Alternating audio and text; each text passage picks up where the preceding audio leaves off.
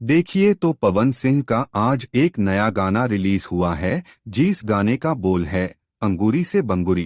तोरा ओढ़नी पनामा पले के जाइब कानी अंगूरी से बंगूरी के चीख के जाइब।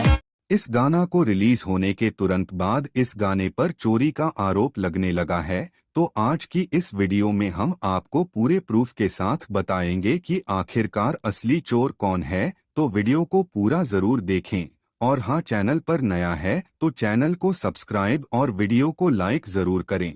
देखो भाई, तो बात ऐसी है कि आज से एक महीना पहले टुनटुन यादव के द्वारा एक गाना गाया जाता, जिस गाने का भी बोल अंगूरी से बंगूरी है। और टुनटुन यादव के द्वारा दावा किया जा रहा है कि पवन सिंह मेरा गाना चोरी किए हैं।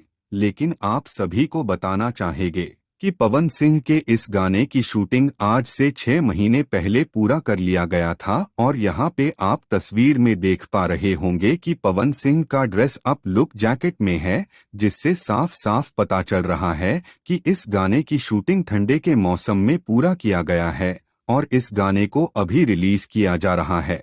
तो आप सबको बता दें कि इस गाने का ऑडियो पहले ही लीक हो गया, जिसे चुरा करके टुनटुन यादव के द्वारा गाया गया था। तो अब आपको पता चल गया होगा कि असली चोर कौन है। बाकी आपको वीडियो कैसा लगा कमेंट करके जरूर बताइएगा। मिलते हैं इसी नए वीडियो के साथ में। धन्यवाद।